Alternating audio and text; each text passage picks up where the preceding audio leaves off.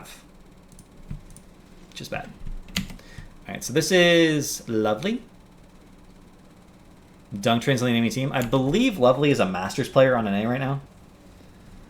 I know this is a stupid question, but how do you stop yourself from overextending? Okay, that's actually not a stupid question. That's actually a really good question.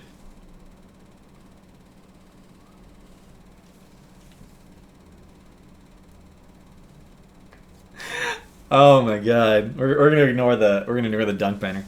How do you stop yourself from overextending? You have to understand what your role is in a team comp. If you're a ranged, here's the beginning of positioning. Pay attention to where your tank is. If you're the tank, you should be between the enemy team and your team. You should just be between them. You only go in if you're initiating on a pick. If you're not initiating on a pick, you don't go in. You just sort of walk back and forth, zoning for your team. If you're a range damage dealer, you should be behind your tank, and you only go in if your tank goes in. If your tank backs up, you back up. If you're a healer, you have this problem of, you have a triage problem. It doesn't matter if you're a melee hero or a range healer. It doesn't matter. Healer positioning is always basically the same. You stay behind your tank, and you stay near to whoever's likely to get bursted out and needs to be saved. So in some compositions, that's the bruiser. Like if you're supporting a thrall, he's very easy to burst down. If you're supporting an Illidan and he goes in, you got to stay in range to heal the Illidan. But like if you're Rhaegar, you got to stay in range to Ancestral. But you stay as close to behind your tank as possible while doing that. So it's all based on the relative positioning of everyone on your team and everyone on their team. And here's a really easy way. If you're reviewing your own replays, here's how to tell if you're overextended. Every time you die, you were overextended. Every time you die, you're overextended. So when you're going back and watching your replays, look at your positioning and be like, okay, I died here. Where could I have, what decision could I have made differently in the last 10 seconds that would have put me in a position where I was not extended into this death?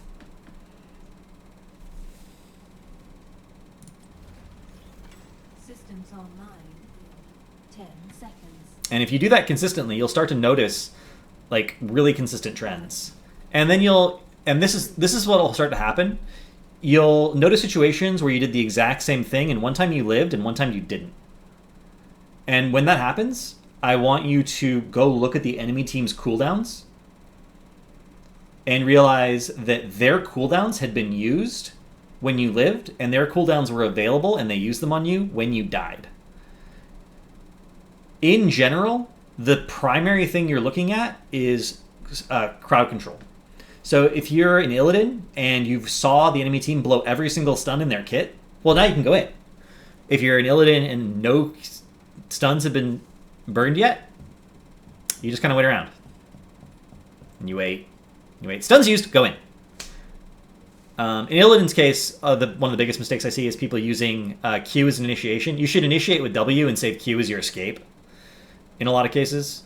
Especially once, post 4 when you're friend or foe in team fights. That's a big Illidan tip. Specifically. What about melee assassins? Melee assassins in general, fall into 3 different categories. They all have to do with flanking. There's ambushers, so that you wait for people to overextend.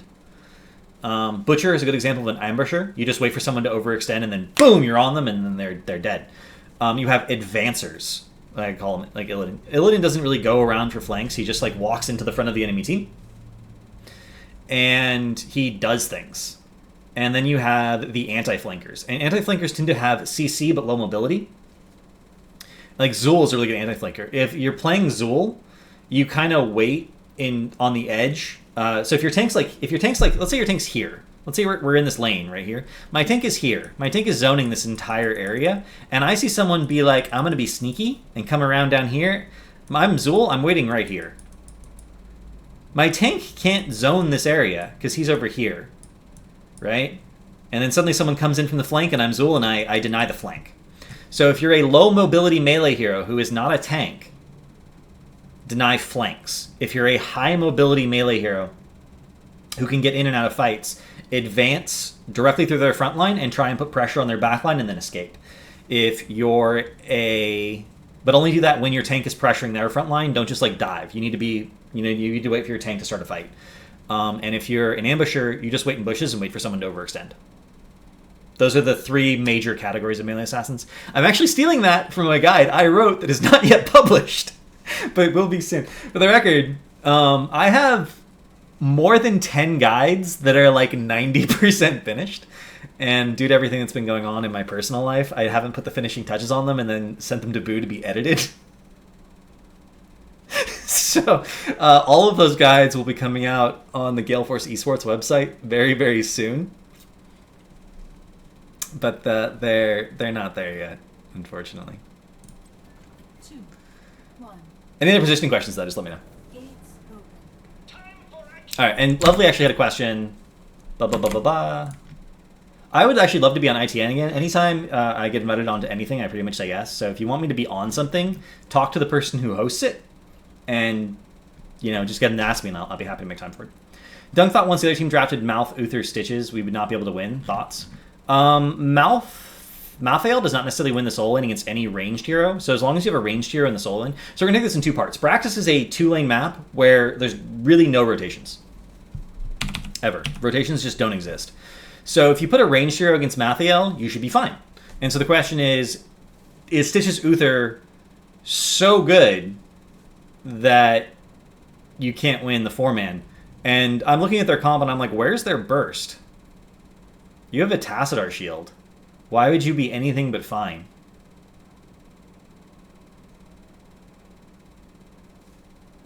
I don't see why Dunk says this was unwinnable. If anything, this looks like trivial. The only person I know personally who, like, for a fact has a high win rate as Zeratul on Braxis is Glaurung. And the way he plays Zeratul on Braxis is not the way other people play Zeratul on... Like, Zeratul's just not a high impact hero on Braxis. I don't see why this draft is unwinnable. Solo Tank D.Va, though?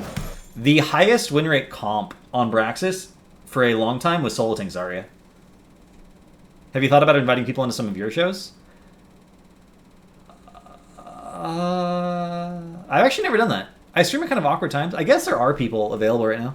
Would you like... Okay, here. Okay, guys. If you want me to invite someone onto one of my shows that I do Tuesday, Wednesday, Thursday, go post it on the Nexus Schoolhouse Discord so I actually remember, and I'll see if those people are available.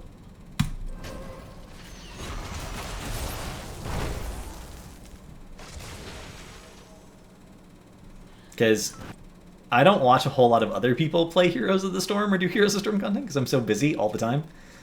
So if there's someone specific you really want me to invite onto one of the shows, post it on the Nexus Schoolhouse Discord, and I'll see if I can contact them and make that happen.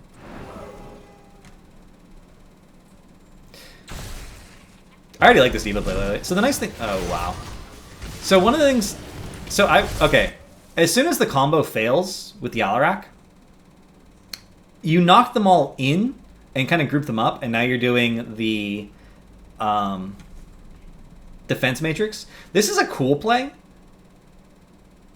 I'm not sure it's the best play. I feel like knocking them away from the Alarak and letting his combo come back up, because all of your damage is combo based, right? You have Li Ming, who has cooldowns, and you have Alarak, who has cooldowns. I feel like once those abilities have been used, and this is really specific to this comp, whether or not you have a cooldown-based composition or a sustained non-cooldown-based composition, those are like really, really specific differences. One of the things that Dread talks about a lot whenever you're drafting Uther is he feels like Uther's cooldowns are so long that they really ought to be drafted with a sustained composition so you're not completely cooldown-based on both your healing and your damage front. And I can see an argument for that. I think it's possible to make it work as a completely cooldown-based comp, but it's higher execution. But your comp is all cooldown-based. So as soon as your cooldowns get used, you should knock everyone away and wait till your cooldowns come back up. So if I were playing D.Va, I would be like, okay, he uses cooldowns, knock everyone away. Okay, he uses cooldowns, knock everyone away. And you'll slowly wear them down that way, which is also something that you should always think about when you're up against an Uther anyway, because Uther's not a good sustain healer. So wearing him down that way is really important. I have no idea how Alarak works. Alarak is basically a melee mage. He has a combo, and then once his combo's gone, he's done until his combo's back up. All he can do is poke with his E when his combo's not available. It's kind of like playing with a Kerrigan, except Kerrigan doesn't have any poke, and Alarak has a poke ability. But like, if you have a Kerrigan and her combo's not up, you wait for Kerrigan's combo to be up, right? Alarak, if Alarak's combo's not up, you wait for Alarak's combo to be up.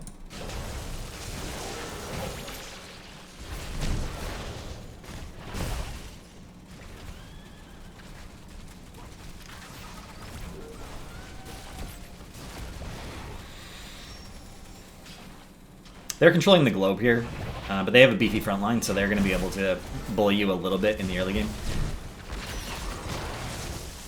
Nice. So that was another good example. That was actually a good example. So as soon as the Alarak combo got used, you just knocked everyone away. So just took a bunch of free damage. Maybe he could have gotten killed if you hadn't hit him, but...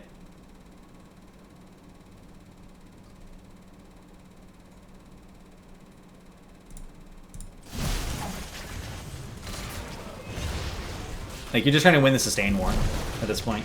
And notice, as soon as you commit to a fight where your team's cooldowns aren't up, you immediately take a bunch of free damage and lose your mech. Which is not like a huge deal in this context, because you at least get the charge off of it once you're back in your mech. But you should be focused exclusively around the cooldowns.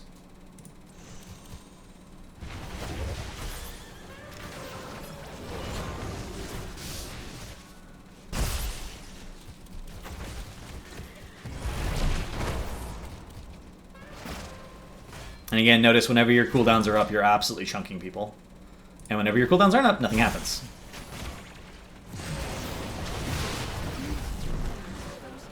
That was the mouse fault. That's a good example. Like, okay, if your mech hadn't been dead because you guys hadn't stayed in that fight, your mech would still be alive. Every time the hook goes down, you can Q to deny the follow-up damage and just sort of knock people away. You're not unstoppable, so you have to be careful about the ETC slide. But you actually, if your mech had been alive, I think you might have been able to save the mouth there. It would have been close because the towers are doing so much damage.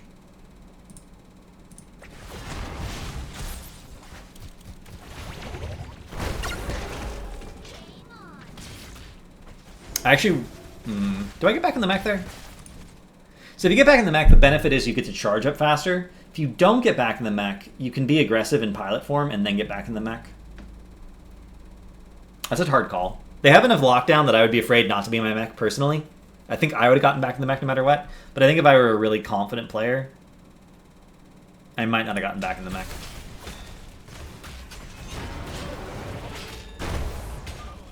Bearing in mind that Zeratul damage isn't enough to kill you yet. He kind of needs Combo Slash to 100 to 0 you, so he's not level 4 yet.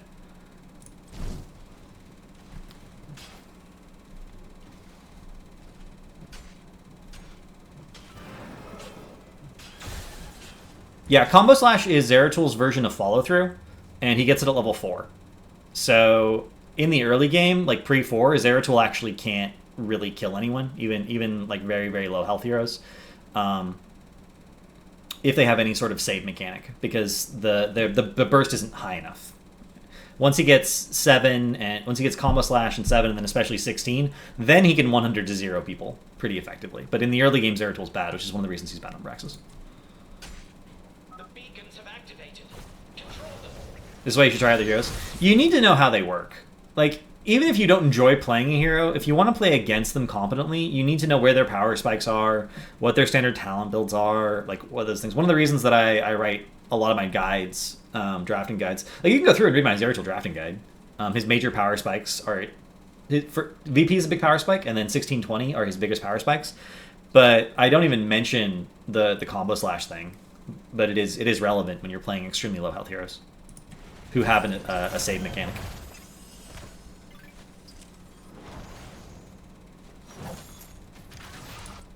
How's Tass doing? Oh, Zeratul's top. So, Uther's a little overextended here. Looks like Dunk realizes this instantly. He's trying to get the combo onto Zeratul, or Uther, it looks like.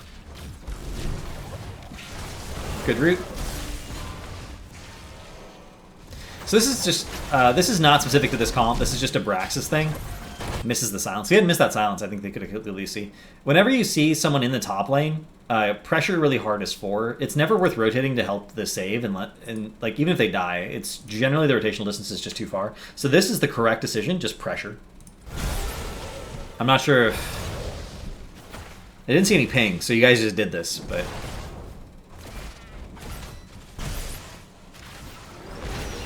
Treebeard on point here.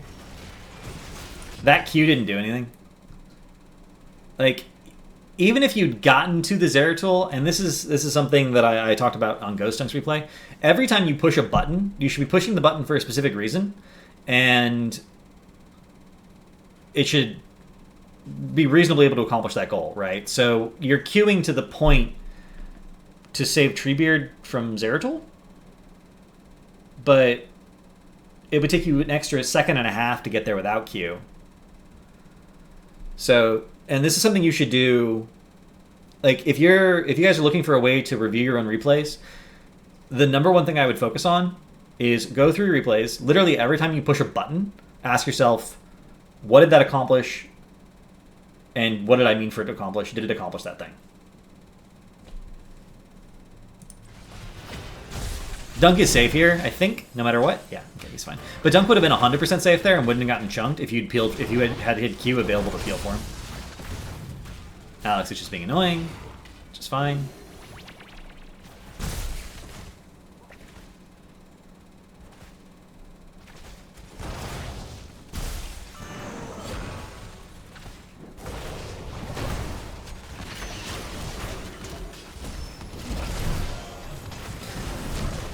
This is, by the way, the great strength of D.Va as a solo tank, quote-unquote. She can't really initiate fights, but she peels very, very, very well. Alarak's combo is kind of a good initiation. So if you just wait for the Alarak to initiate and focus exclusively on peeling in this kind of situation where you're the solo tank D.Va, you'll do a lot better. Defense Matrix also really works great as peel, but you have to wait till their stuns are down. And they have 2 big stuns. So you should be keeping track of the power slide and the hammer of judgment. It's a really good pick there. That pick would not have happened if you hadn't queued him back in.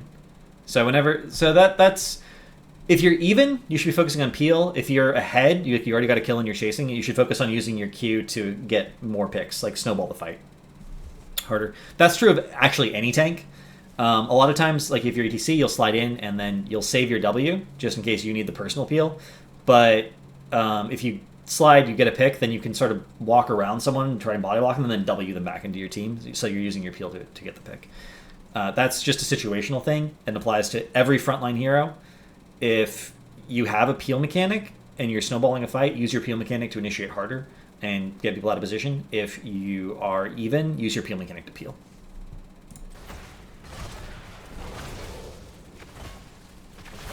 Your play style should change quite a bit situationally. Like, whatever the situation is, you should be reacting to just that situation.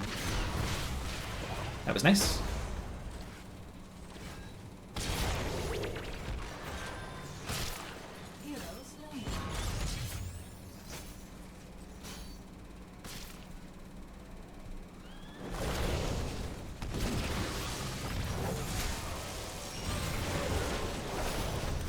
Good zoning mech. No one's gonna die from this, I don't think.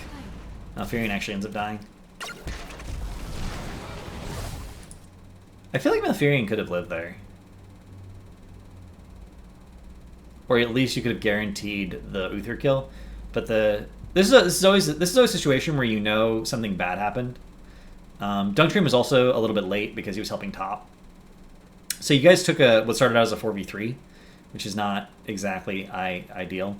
Malf should have lived there. I'm pretty sure you body blocked him, but the split fire is just always a bad thing. And I'm actually glad we're doing a silver game and then doing a masters game, so you guys can see that this happens at all levels of play. People don't focus fire enough. Like, people don't focus fire enough. If everyone in Hero League always focused on the same target, the game would be very different.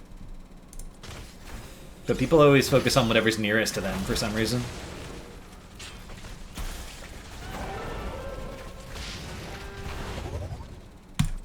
Dunk's tapping. Okay, they're backing up, so this is fine.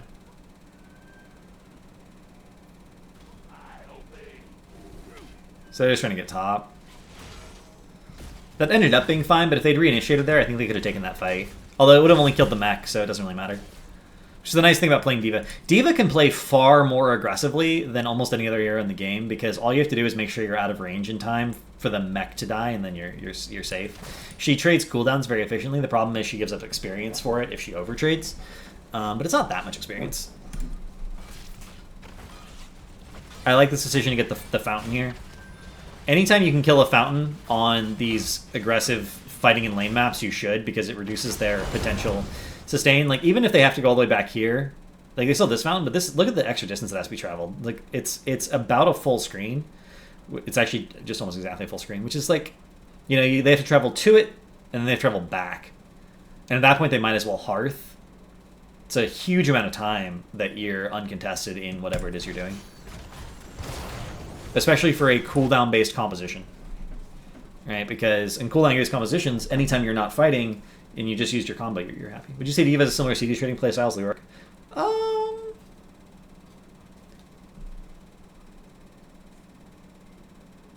No, because Leoric can heal. It's a big difference. Like, the mech doesn't really count as healing. It may be similar.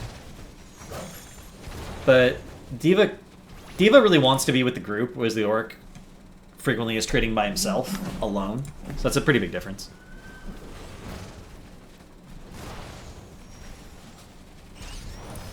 They're rotating. Tass is ungankable. One of the nice things about Tass as a solo laner is he's actually just, like, ungankable. So he should be fine here no matter what. And he is.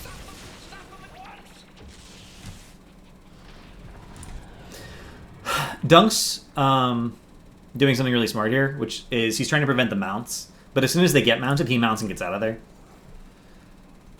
Right? He's just trying to delay the rotation so that the bottom will get as much value as possible. And whenever your team is distracting like this, the correct thing to do is not to go help them. It's to do exactly what you're doing, which is just push. Dunk's doing this really, really well. He's not expecting to get any kills here. He might actually die off of that hook. That's a good hook. He's probably a little bit annoyed. He's probably like, God damn it, I could have dodged that. He got his quest finished there, though, so that's good. He got the 3-man queue. That's worth it, by the way. Him dying there is worth it because it guarantees this keep wall, and this is more experience for your team and gets you closer to 10 than they got from the comeback mechanic of getting that pick. So even if he dies there, which ideally he doesn't, the delay is totally worth it. That's the kind of thing you generally only see pro players do.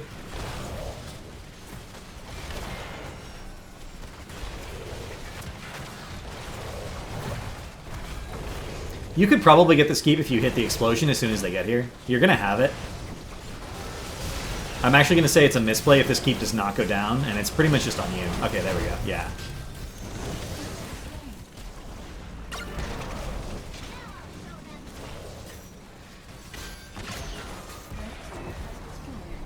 Li Ming messed up there with her teleport, and it resulted in her dying. You should just leave. Just abandon Treebeard. He's dead. Just there you go. You got out. Nicely done. That was like, you can make an argument that you should have stayed in pilot mode until the keep was dead because your single target damage is higher in pilot mode, and that would have saved you like 2 seconds, especially since slide has already been used. So that was pretty safe to do. But that is like a really minor criticism, and other than that, I think your play there was perfect.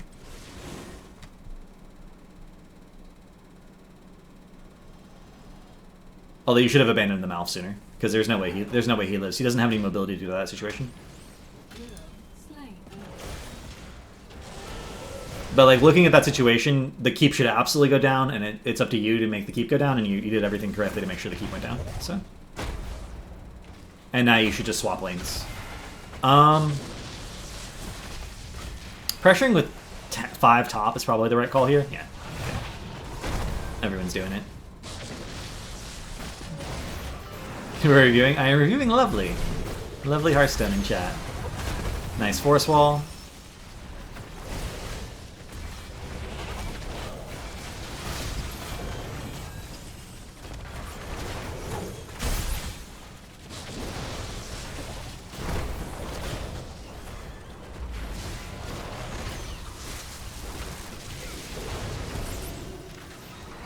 Has a good defense matrix on where the Zeratul was.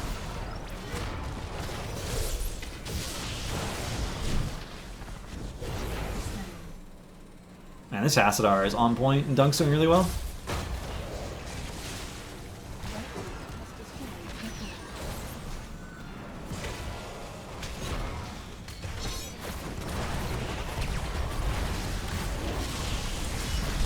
Even though you're giving up experience, I would have taken the mech death there. I would have just let the mech die. Because you're in a 5v4, you have a Tassadar shielding you now.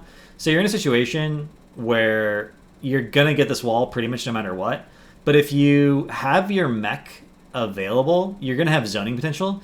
Now you have no big threat except for Twilight Dream to really make them back off. And it's you don't have a tank, right? So the zoning potential from your explosion is your primary peel mechanic in a lot of ways when it comes to full 5-on-5 team fights. I would have taken the mech death there and saved the explosion until you actually got value out of it. Popping the explosion just to prevent the mech death experience is like not worth it. And there's no way you're getting a kill because they're near their gate. They can just walk through safely.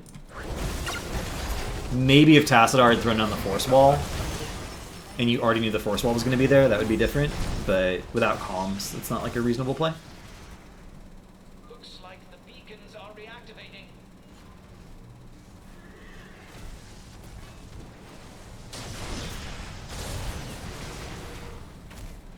One sec, door. We'll pause it. Any questions from chat while we're doing this replay? And Lovely's at the door. Wubby on going on. I wonder if Wubby would be awake.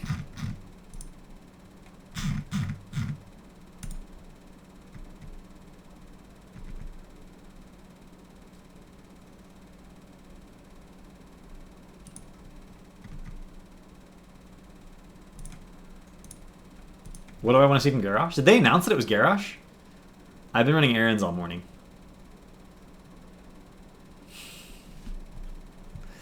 What do I want to see from Garrosh? That's easy. I want to see a tank. We haven't had a solo tank released since Johanna, if you don't count the brief period where Varian was like good at it. So, yeah. Can I please have another tank, Blizzard, please? Even though I didn't mean updating my guides, which I have to update anyway. Do you think I should learn D.Va if she looks fun? If you think a hero's fun, play it. Like, most people are not playing at a level where the meta matters. Like, Genji's win rate doesn't get good until Diamond Masters. So, even though Genji is really strong, if you're good at him, if you're not Diamond or Masters, there's actually no point learning how to play him unless you actually enjoy playing him. Literally 2% of players play at a level where being good at the hero that is meta is more important than playing a hero you're good at. So play heroes that you find fun, play them a lot so you get really good at them, and then, yeah, that's it. I think D.Va's really strong. I think they nerfed the uninteresting parts of her kit when they nerfed her.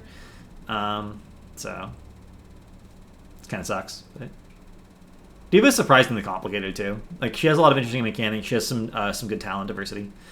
There's actual math involved in her 13 picks. The Cav, you didn't want me to keep playing Medivh when you were around? Yes, that's true. Because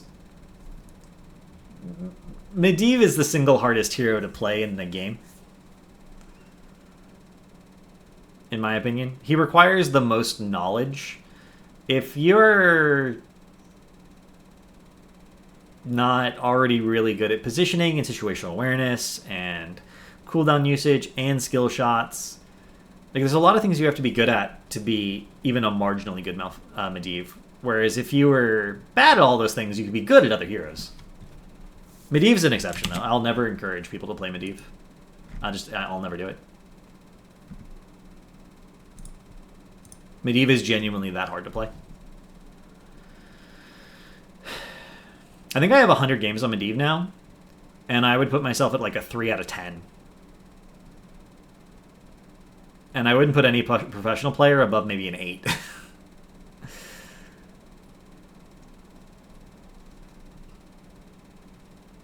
I think that the Medivh's ceiling is pretty high. Actually, I wouldn't put myself at a 3. I'd put myself at like a 2. maybe a 1. And that's after 100 games. And normally 100 games is enough. This is actually kind of funny. Everyone, shout out to Ghost Dunk, by the way, again. Everyone who's not read Ghost Dunk's analysis on how hero level affects your effective MMR when you're playing a hero, you should read it on Reddit. It's actually really cool. But basically, every hero level is worth about 100 MMR. So if you're a 3k MMR player and you're playing a hero that you're really good at is level 10, old 10, not new 10, you're probably playing, the best you possibly can. Maybe you're a 4k MMR player. It's not, doesn't quite work that way because there's, why did you get that MMR in the first place? And there's some things. But his analysis was actually so good that Blizzard made a quick match rule where if you're playing a level 1 hero, it actually lowers your effective MMR so that you're not playing a hero you're bad at into people that you would normally be playing heroes you're good at against. That made a big difference. And old level 10 was about 100 games without a stim pack. And I don't think that was a coincidence. I think that the mastery number that Blizzard came to was actually well thought out by someone, and they made the experience scale in such a way. 15 is still about 100 games, which is still the mastery point without a stim pack. With a stim pack, it's half that. So I would put 100 games as the point where you should be relatively good at a hero. I have 100 games in Medivh, and I don't think I'm relatively good at Medivh. Medivh is actually that difficult. For some heroes, the number is just higher. And for some heroes, the number could be lower. Like if I'm a really good Vala, Tychus is a little bit different from Vala, but he has a lot of the same mechanics in terms of his ranges and his escape mechanics, and he basically trades less range for more health. It's not that big a difference. It's a little bit of a difference, but it's not that big a difference, except you can't stutter step on Tychus and you can stutter step on Vala. Right? So maybe if I'm really good at Illidan, it's not going to take me as many games to get good at... Who's a highly mobile melee assassin? Sonya. Right? But Medivh is so different from every other hero that there's no practicing other heroes to practice Medivh. You have to be good at just Medivh, and it takes more than 100 games.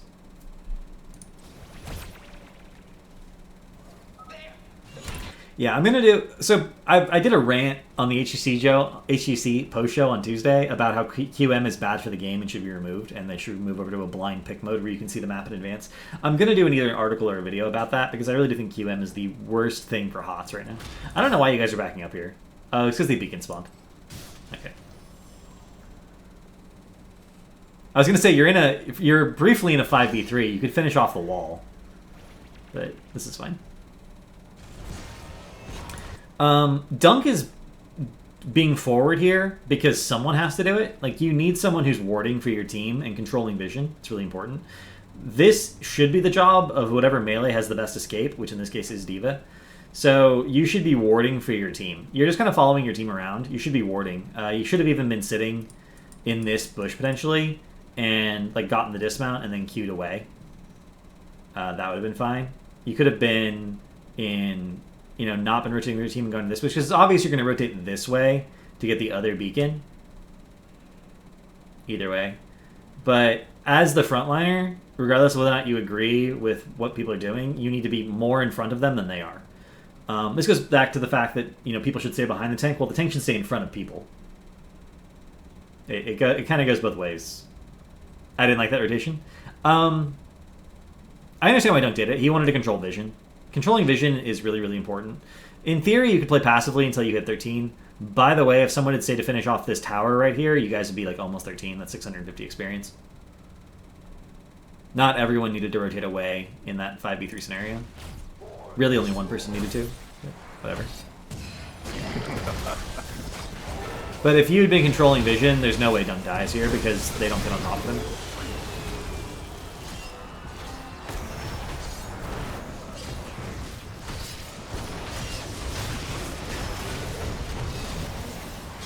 That fight is just dunzo.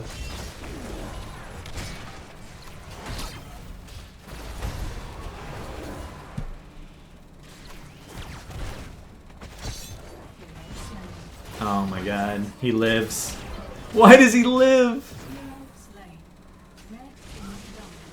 Alright, so that rotation was bad. But and this is actually one of the problems with paying at significantly different skill levels. You'll have professional players who will be doing the correct rotation, even though it seems aggressive because they know they're ahead. But it's only the correct rotation if their team does it. And we actually we saw this happen for GFE versus Fnatic at Midseason Brawl, and we did a review of that game, and it was on this map. They did the exact same thing. They had a tankless comp. They did this rotation, and no one did warding of any kind, and they ended up dying here to an EDC mosh. We've literally seen this scenario like over and over and over again. You need to ward. You need to control vision. So if no one's going to ward for Dunk Train, he shouldn't do that rotation because he doesn't have a great escape. He doesn't have the mobility necessary to pull shenanigans like that. The only person who has the ability to ward is Lovely, but since you drafted solo tank D.Va, one of your jobs is to ward. You should have been doing it. Cav, you think Medivh is not worth the time investment? I always perceive it as a very large investment for a very slow payoff. I mean, if you actually are God Medivh, you can literally carry any game. I make the joke frequently that Medivh is a specialist because he specializes in carrying games. But what about Tass, Oracle? Tass could have helped a little bit, but he can only get the dismount. He can only know that they're there. He can't actually save Dunk Train. But, yeah. He can let you know that they're there, but he can't actually do anything to save them.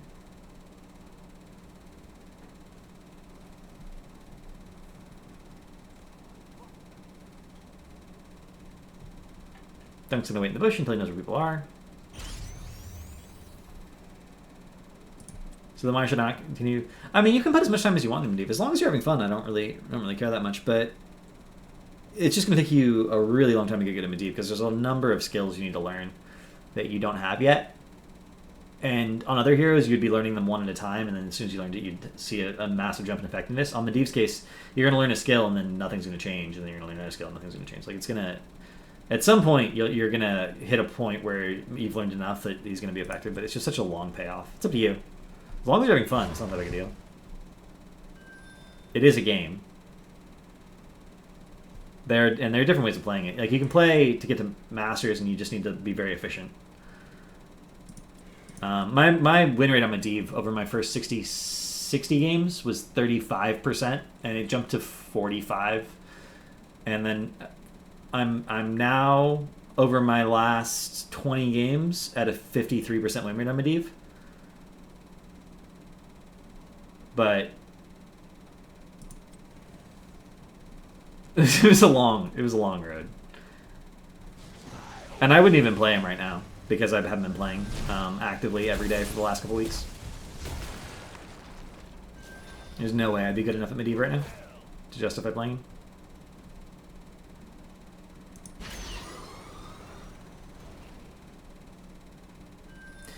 You're at 13. You should be forcing the fight.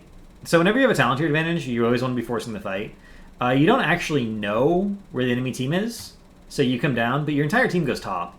It's harder to force a fight if your team's not together as 5, so this is just a hero. This is like a standard hero league situation where unless you're a global, talent to your advantage, don't split. You should just always be with your team.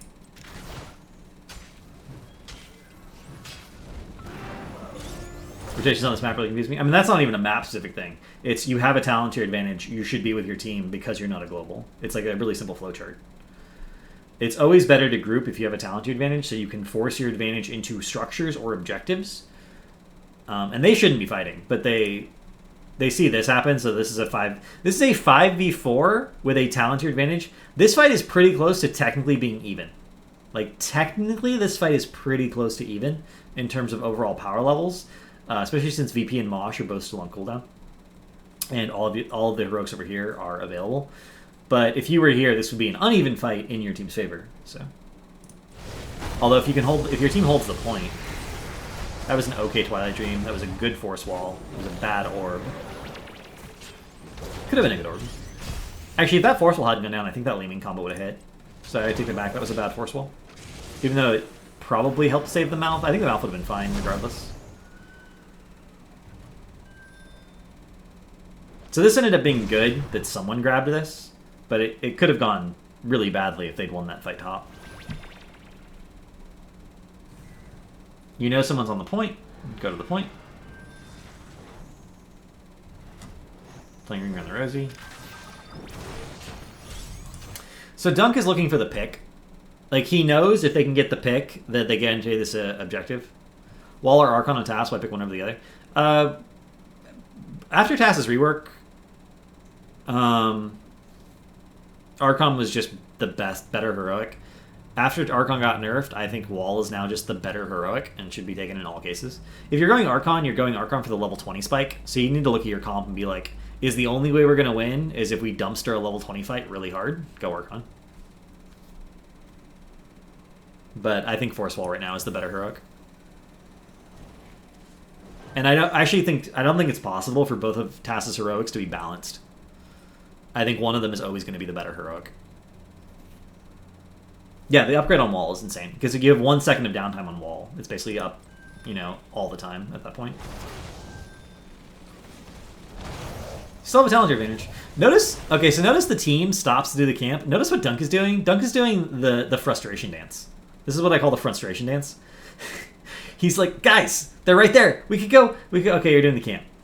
All right, well, I'm going to go in this bush and mount up in case we can get a surprise initiation and get a kill. Oh, look, he's there. We can fight him. Let's get him. He's like, I wanted to get that kill.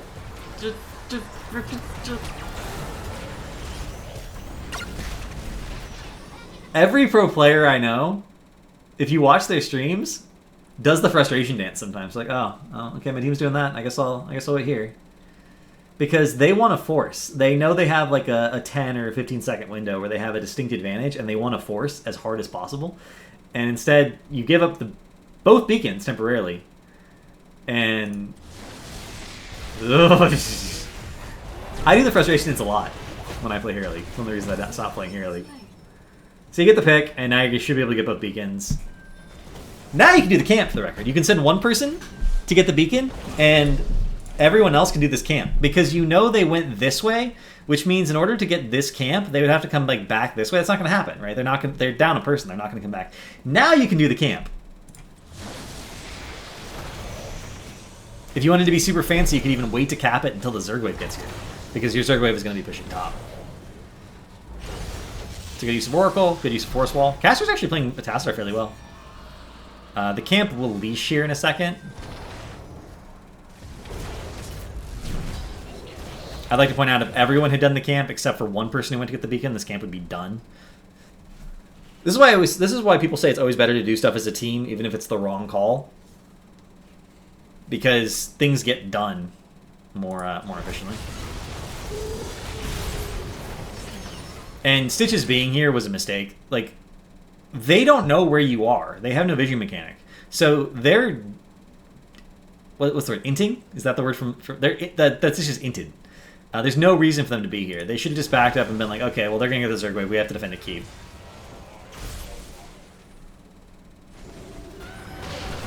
You can't push aggressively here. Malfurion's even... This is, again... Notice the ping. We talked about in the previous game how ping was, like, never used. Alarak's pinging that he can use Red Back Share, which means he's very likely to be able to get a pick if he can hit his combo. Malfurion's pinging mana, which means that he can't heal. So you have to make the decision, are we okay to back up? Do we need to... we can't hard commit because we don't have healing. We also don't have the... we just don't have it. Okay, so combo... And again, cooldowns, combo missed. You have the Zergo pushing in, so this is going to be now a slow siege. You don't have anything that you can force the fight with. So you should just spread. Notice there's a juicy 4-man mosh right here. See that 4-man mosh? Because I see it. And so you should spread and wait for the cooldowns to come back up.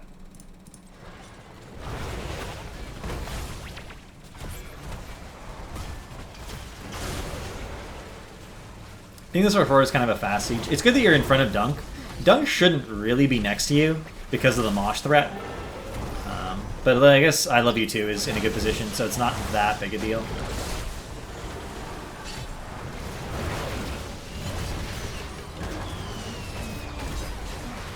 That's a good wave.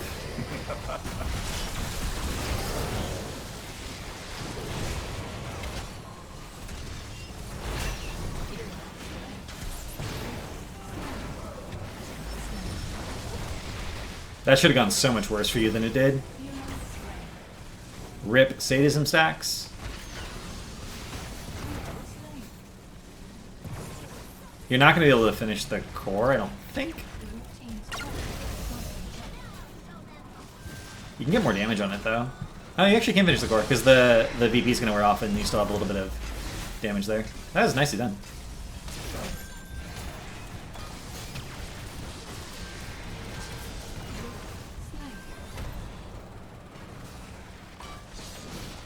Okay. That ended up working out. Even though you all died, mostly because they didn't defend correctly. But if you'd done a slower siege and waited for the cooldowns and spread, there never would have been any threat. And I'm pretty sure you could have ended regardless if that had been a slower siege. But like the pushing in aggressively here, Dunkrim is next to you. You're 100% dependent on Li Ming. And actually, if I was the Zeratul, I would have hunted that Li Ming. Or I would have VP'd the Li Ming the moment Mosh went down to prevent the interrupt. If their team had been a little bit better at enabling the Mosh, there's just no way that you guys win that fight. Because you only have the one interrupt for Mosh, and that's so fragile when you have the two people who are have any chance of doing anything about it grouped up in the front, and then your one backliner is very vulnerable to Zeratul. Worth noting that Li Ming did knock a Force Armor at 1, so this is... Zeratul should be able to 100 to 0 her as soon as Combo Slash is available as a thing. So if Zeratul had focused exclusively on killing Li Ming, Mosh would have easily won the game. I guess the counterplay there is Shrink Ray, which was taken by Malf over Ice Block. So if Shrink Ray hits the Zeratul, then that doesn't work. I think if Alex had been a bit more liberal... Yeah, if Alex had been a bit more liberal with his VP, that would have been an easier defense. That's a comms problem. It's also just a lack of a ranged problem. One of the reasons that the standard comp is the way it is because it gives you a certain toolbox that's pretty diverse in terms of allowing you to deal with things. Drafting all melee comps can work, but they generally require good communication, and you have to... Everyone has to play a little bit differently. Everyone, like, you don't poke. There's no range. If you go in, everyone goes in. Having a stealth hero gives you some flanking potential and some backline disruption potential, and that should be their job. Normally, like, you zone people away. Your backline zones the other backline away by using ranged abilities. If you have no ranged abilities, then you have to do it in some other way, or you have to just be able to instantly give the front line. Bam Bam playing the game on ETC pick. The guy hovered Chromie before changing it to ETC. I mean, Chromie's not going to win into the mouth. That's just not going to happen. ETC was not the pick if that was last pick. I don't understand why you wouldn't pick a range when you already have Stitches as a tank and melee heroes, and you have no damage. Like, Zeratul is your best damage in the 4-man. That's not good enough. You need another damage dealer in the 4-man. I don't know why you would do that to yourself. It was a dumb draft for them. But even in dumb drafts, you can learn things. You learned a lot about... we learned a lot about how to play D.Va today. D.Va's, by the way, one of my favorite heroes, so I actually had quite a lot of fun talking about her. Any other questions about the game before we move on to something else?